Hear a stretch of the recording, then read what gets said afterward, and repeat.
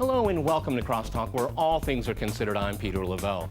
The population of Crimea votes to decide its legal right of self-determination. How did it come to this? Is it because of the Western-backed coup that has brought fascists to power, or NATO's relentless drive east? Is all of this a sideshow to undermine Russia's legitimate security interests?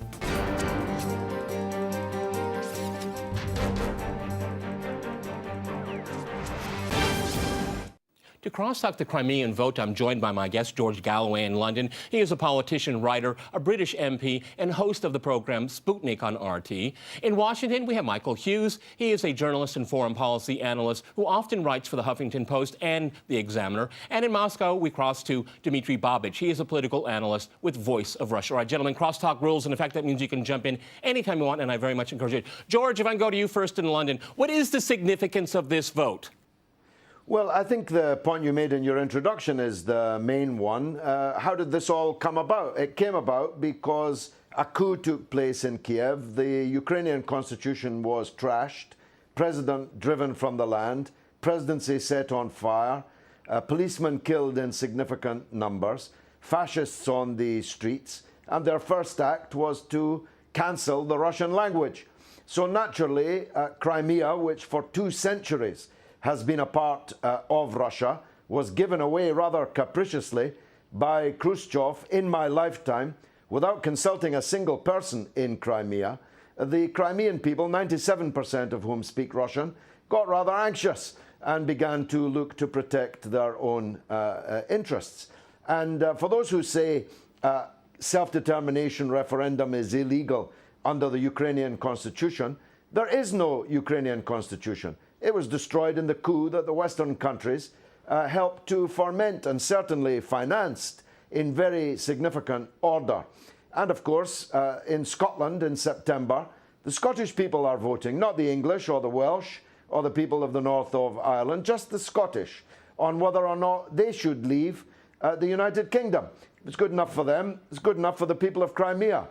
Okay, Dmitry, how would you react to what George had to say there? Because, you know, Washington says it's illegal, it's illegitimate, et cetera, et cetera. I can remember Kosovo, though. Well, I would say that still it's a pretty risky move on Russia's side to support this referendum. And, you know, most of the political observers here in Moscow were surprised when steps were taken in that direction in the end of February. But if you look at the situation from a Russian perspective, it would look rather naturally. I mean, since 1988, Russia has been making concessions. We gave up our positions in Central Europe. We allowed NATO to expand even into some former Soviet republics in the Baltics. So Ukraine was like the last straw that broke you know, the back of a camel. Something had to be done to show the West that it cannot indiscriminately and without any risks moving its military machine closer and closer to Russia. I mean, Sevastopol as a NATO base is an absurdity. Anyone knowing history knows that Russia did not give up Sevastopol even in 1855 when the fleets of Great Britain and France were bombarding it for months. So obviously, this is the first time that Russia really took a stand. And I would say that the place is chosen not because of international law or geopolitical considerations. Probably it would be easier to apply pressure on other countries. But in Crimea, indeed, the majority of people want to become citizens of Russia. And the West should ask itself the question, how come that this happened? These people lived in independent Ukraine for 25 years, and still they didn't become in any way closer to Kiev. I think the reason is because they're afraid that the new government in Kiev is actually building an ethnic state. This is something that they cannot accept in Crimea. Michael, in Western media, they just don't like to talk about the composition of this government in Kiev, the fascists, the ultra-nationalists. Explain to me why you think that's the case. Well, I think that's the case because there's a natural bias in the Western media against Putin and Russia.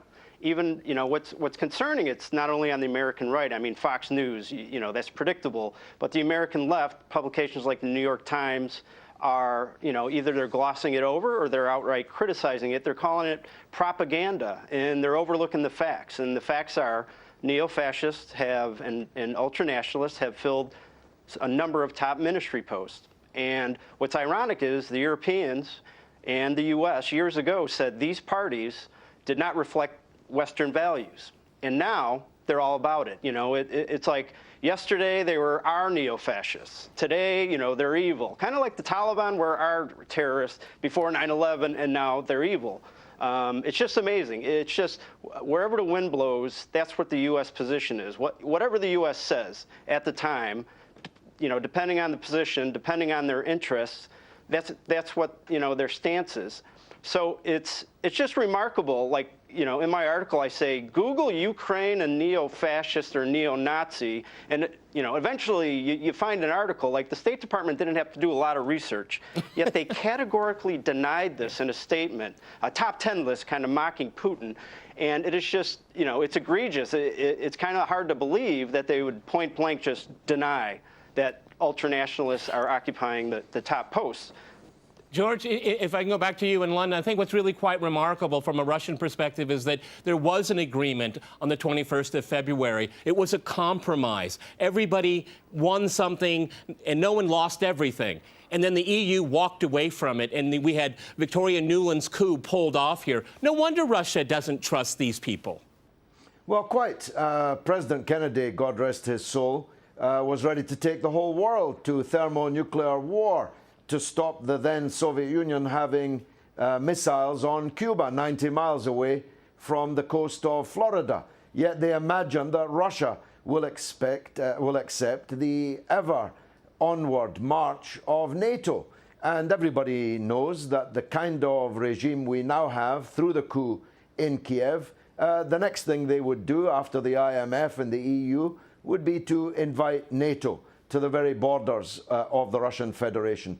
And anyone with any sense would know that a leader like Putin, who's nobody's pushover, everybody knows that, would ever accept that. So Russia is now attending to its absolutely legitimate security and economic concerns and the responsibilities that it has to ethnic Russian people. I mean, the United Kingdom sailed 7,000, 8,000, 9,000 miles to the South Atlantic to come to the aid of 2,300 of people who claim to be our compatriots and fought the Falklands War.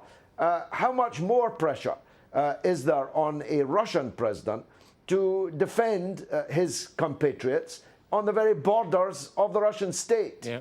Dima, what about the south and east of Ukraine after this referendum in Crimea? What's your crystal ball say? Well, I hope that basically Crimea is a special case, and I see a lot of complications for Russia and for the West if unrest in the eastern parts of Ukraine becomes violent, and at a certain moment Russia will be forced to intervene. I think it's not in the interest of Ukraine, it's not in the interest of the West, it's not in the interest of Russia. And I hope that the government in Kiev has some wisdom, and they won't just arrest the leaders of popular movements there, because, okay, they arrested this so-called people's governor of Donetsk, but then he will be just replaced by some other enthusiast. So this is not the way to treat opposition, we know it. But the problem with the Kiev government, the West says, oh, they made a mistake canceling the status of Russian as a regional language. Oh, they made a mistake by taking the members of this Svoboda party into the government. Svoboda initially was called National Social Party of Ukraine. You understand that this is a euphemism for National Socialist Party of Ukraine. But I would say that this reminds me of Soviet mentality. They always said that Stalin made mistakes. The nature of Stalin was criminal. In the same way, I see a lot of people in Batькivщина, I see a lot of people in Udar who are also die-hard extremist nationalists. And this is the nature of this regime, to cancel the status of Russian language in the regions or to take ultra-nationalists into this government. This is no mistake. This is their character. Okay, Michael, let's focus on the State Department here. What were they thinking? What was Victoria Nuland thinking that she's going to pull this off? I mean, it's really amateur behavior. I've never seen such amateur behavior in foreign policy in my lifetime. And I have to say, admittedly, I was a little shocked that, she did this. She used to, seem like a professional when she'd do the State Department press briefing. She always carefully, chose her words. And for her to do something so undiplomatic, but then again, her fingerprints were kind of on Benghazi as well. So, it's unbelievable. She's married to a neocon. That's got to be stated too. So maybe that's where her mindset is. And, some of her radical views came out. But it was disappointing, when you cover the State Department, and there was the press even respected her. And, it's just very, like you said, it's just mind-boggling. But, she's representing John Kerry's ideas. And I don't know what happened to Kerry over the past 10 years. He has Lindsey Graham coming up to him saying, hey, buddy, can I help you out? Go ahead, George, before we go to the break. Ideas. Jump in, George, before we go to the break. Go ahead. Yeah, I mean, isn't she representing John McCain's ideas? I mean, the Obama administration hasn't had a firm hand on this. The pace has been set by McCain and by the neocons of the Bush era, and Nuland is one of those. She's got a dirty mouth, we know that, what she thinks of the European Union. We now know she was giving out $50 a day, which in Kiev is quite a bit of money per day, to the thugs on the street that destroyed the Ukrainian constitution. So I don't think we can exculpate the Obama administration from this. If this is what's going on under their watch, they're responsible. All right, gents, let me jump in here. We're going to go to a short break, and after that short break, we'll continue our discussion on Crimea. Stay with RT.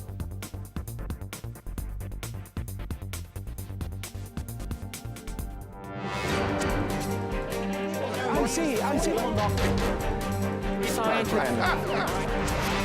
I love it.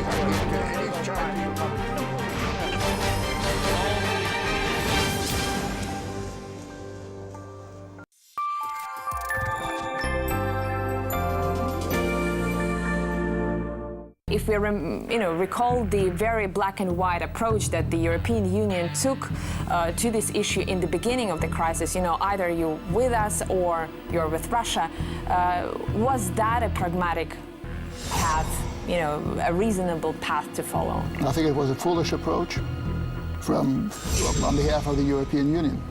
I wrote that the European Union didn't know what it was stepping into.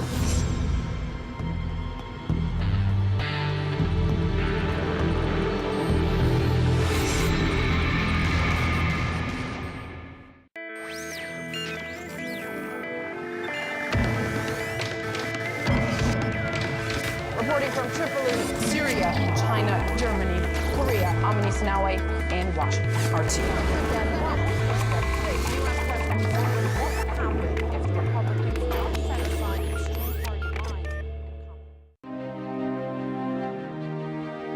This comes from the heart, I've never even seen him in person. For me, this is the image of a hero.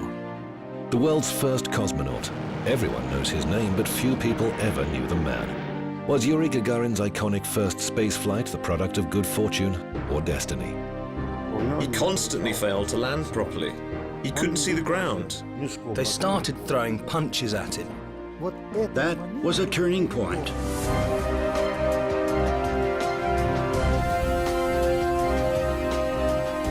Gagarin on RT. A worldwide investigation of the fishing industry reveals what's hidden in fish farms' waters. Today you have a pandemic because PD and ISA is spread all over Norway. It's the most toxic food you have in the whole world. Growing profit drowns out an official inquiry. Furthermore, health restrictions. I'm sorry, I don't know about that such program, so I can't say anything about that now. Who really knows what's inside the fillet of fish?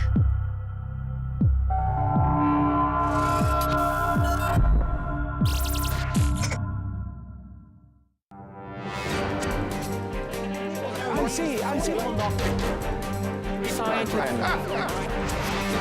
love you.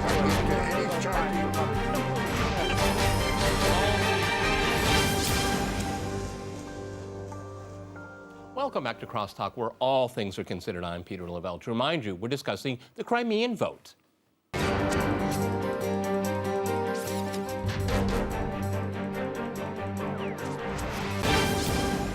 Okay, George, I'll go back to you in London. As we're all speaking here right now, the last votes are being counted. I think we can all rest assured that it's going to pass. So, what does Washington and Brussels and London and everybody else do tomorrow? Well, I think they'll have to accept the democratic decision of the people of Crimea. They're not going to go to war with Russia. The sanctions that they're talking about will boomerang very badly upon them and hurt their own economies, which, my goodness, are in a powerless condition.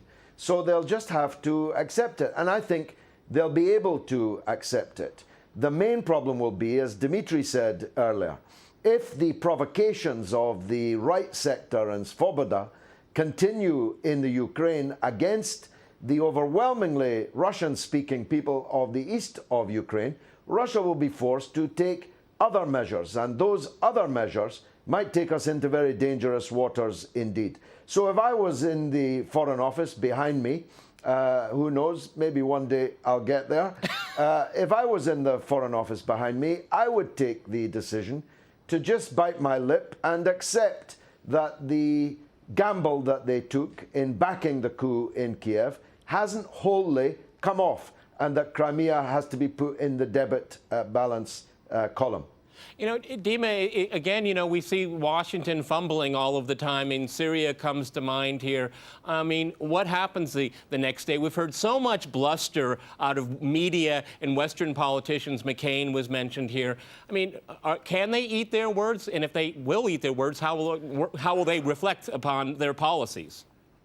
Well, the problem is that the sanctions, when we talk about sanctions, those sanctions which can be imposed on Russia without any price to pay from the Western side, these sanctions have already been imposed long ago. Yeah. I mean, if we look at the main measures that the EU is going to take, first, it's going to cancel negotiations on the visa-free regime between Russia and the EU.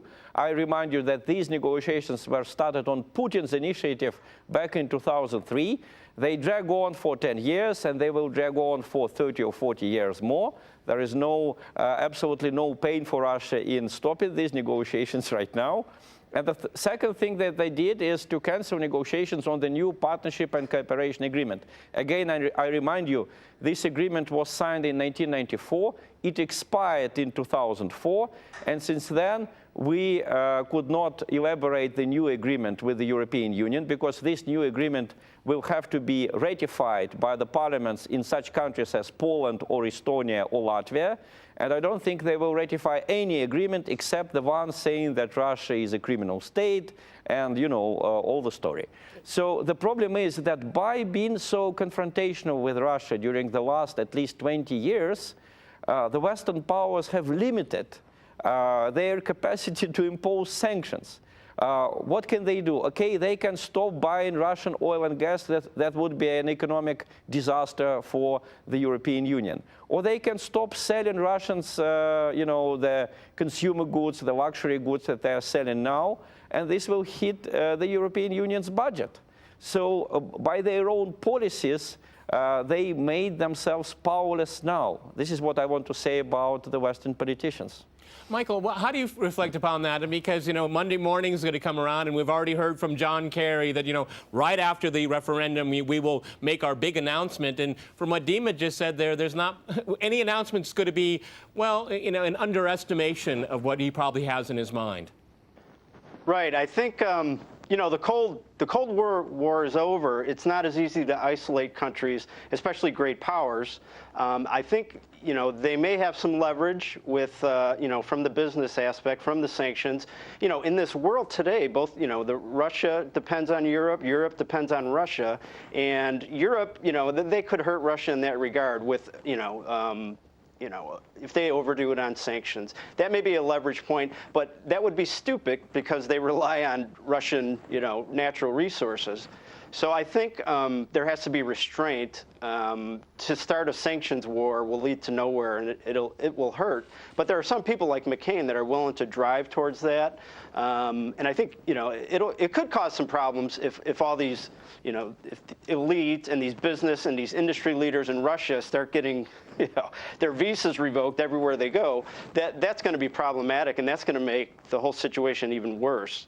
So I think there needs to be restraint. I think there's a lot of Go ahead, George. rhetoric. Go Hopefully.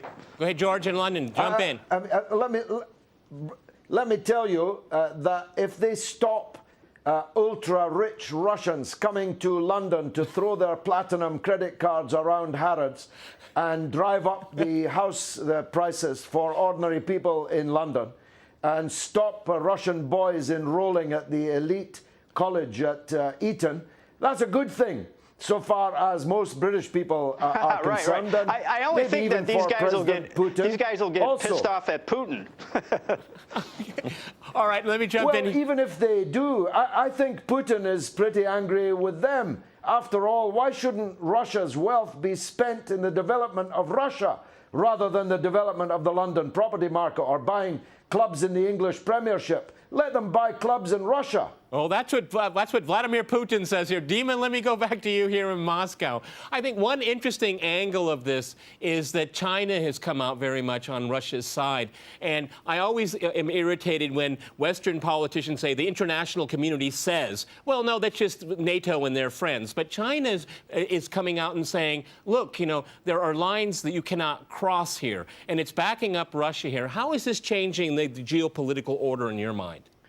Well, I must tell you that I heard from several Chinese friends of mine, they suddenly had the same impression about John Kerry's press conference that I had. I mean, the most recent press conference. And this impression was very positive. I mean, I understand that I sound strange, but it was very positive because for the first time in 15 years, we have heard from Mr. Kerry such words as legitimate Russian interests and multilateral approach, going to international organizations, observing international law. For 15 years, since the Yugoslav war in 1999, we haven't heard it from the United States. We only heard that the UN is outdated, international law is outdated, the United States is going to act unilaterally, Russia has no legitimate interest, China has no legitimate interest. So for the first time, the American Secretary of State speaks like a normal official in his situation. And Russia had to take this risky move. Russia had to basically, make this bold geopolitical step in order to make John Kerry speak like a normal human being. This is something that is going to be watched closely and appreciated in China, in India, probably even in Brazil.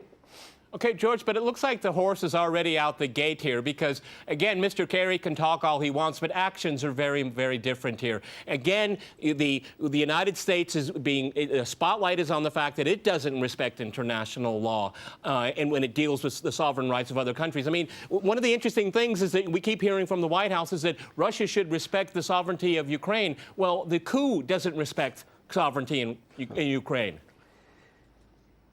Look, I'm sitting 150 yards from the building that took a decision to invade and occupy country after country over the last decade. All those who mendaciously marched us into war and occupation around the world have no right to speak about anybody's infringement of anybody's national sovereignty.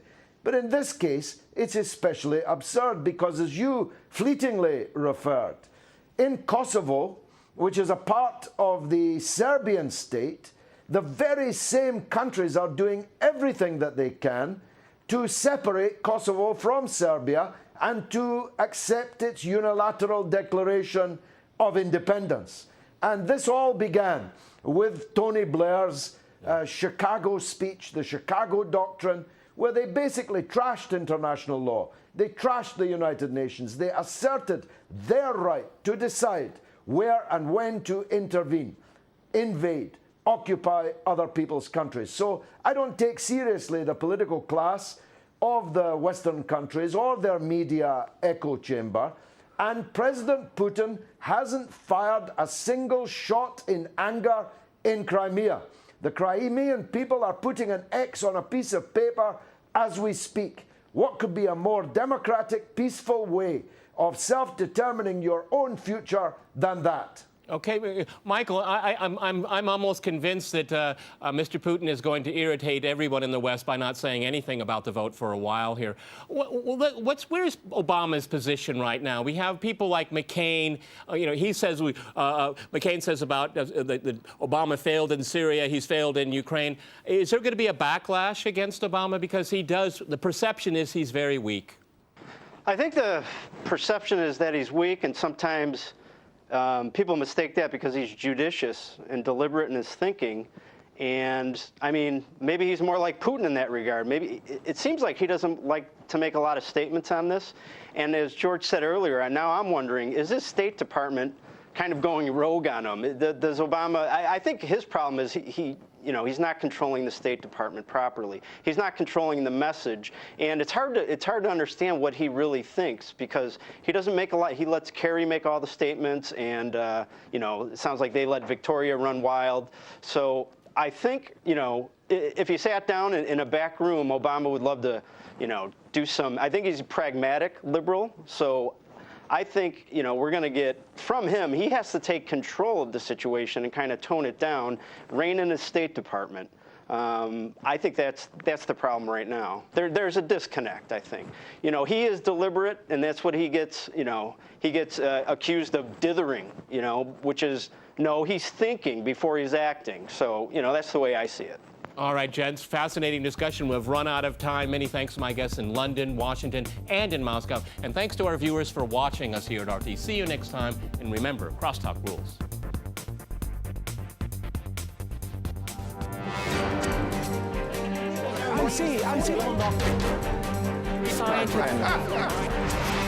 I love you.